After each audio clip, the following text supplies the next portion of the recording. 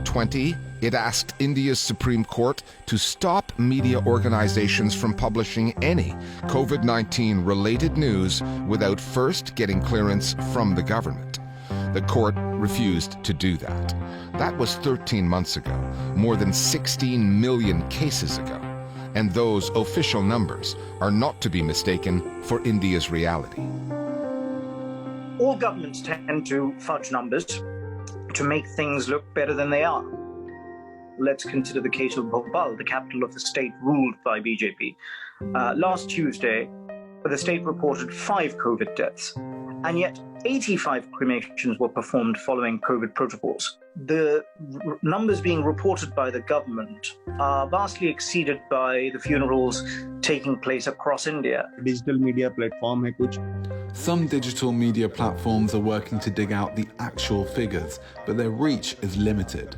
It's also risky work. You have to stand outside a cemetery, count and cross-check. COVID bodies come covered with plastic and the staff carrying them wear PPE. So this is how we're getting the news. And where is the government's focus? It is to somehow mask these figures so that their failure and inefficiency stays hidden.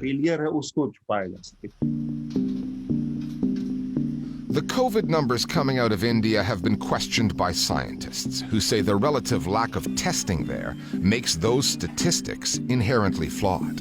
The official number of cases now exceeds 16 million, but the death toll, 180,000 plus, is somehow less than half that of Brazil, which has fewer cases. It just doesn't add up. An independent study conducted in mid-2020 to detect antibodies in the population concluded that for every official COVID case logged, around 30 cases have gone unrecorded. Do the math. That would take India's official caseload to about 480 million. That information is out there. International news outlets are all over the story. India has almost 400 24-hour television news channels, thousands of newspapers, but too many of those outlets have grown dependent on government advertising money for their survival, and they're saving their tough questions for political leaders not named Modi. Why is there a concerted attempt being made by those in the opposition to try and undermine confidence in public health today? A very, very large section of the television media in India is very, very servile. What we are seeing is only a change at the margin. When we see on the social media stories of human beings whose lives have been completely destroyed because of the non-availability of hospital beds, of oxygen facilities, of vaccines, even for those journalists who've been acting as advertising agents of the ruling government, it's become difficult to not reveal the truth. What big national broadcasters generally do is they can't not report crematoriums overflowing in, say, a Gujarat or in a Chhattisgarh. But the criticism is largely directed towards the local state government rather than the central government. Is the Madhya Pradesh government actually concealing data of COVID deaths? Because it is the state government that is supposed to handle the healthcare network. But where the large media houses have failed is in questioning the central government on the issue of why vaccines are not being made available to the public. Most countries suffering from vaccine shortages lack the means to produce them, not India. It manufactures more doses than anywhere else, but has been exporting them to a total of 92 countries. Politicians have boasted about that, calling India the world's pharmacy. In January, Narendra Modi's health minister declared the pandemic was approaching its end. The Elections Commission then gave the go-ahead for elections in 5 states with a combined 180 million voters.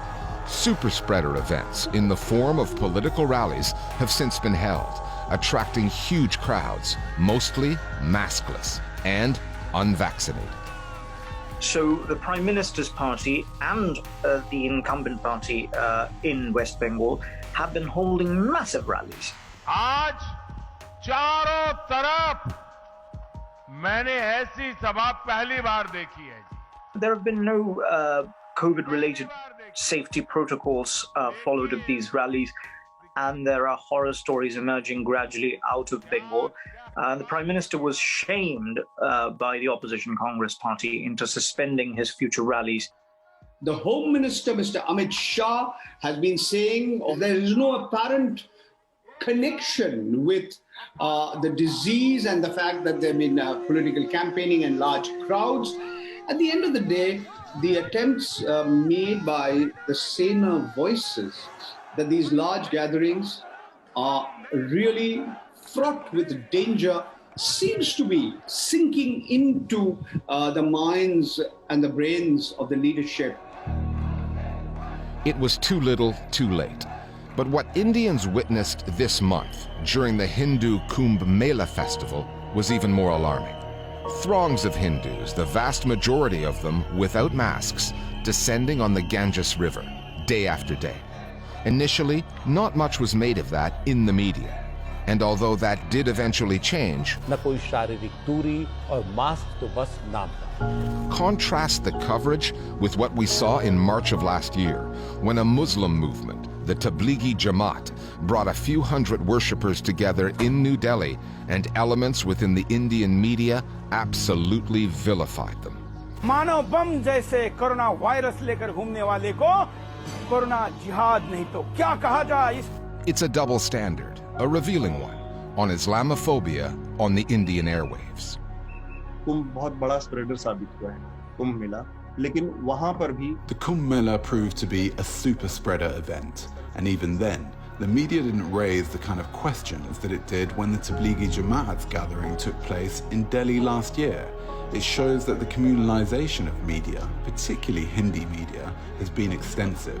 There is a trend of hate-driven coverage. जिसको कहते हैं ना, मैं उसको hate-driven होता है ना एक.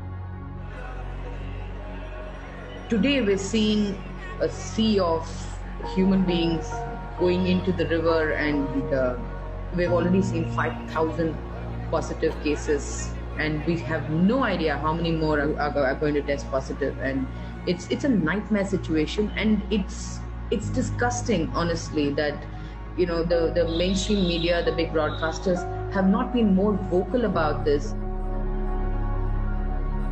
There is no masking the media's reluctance to go there, their unwillingness to criticize Prime Minister Modi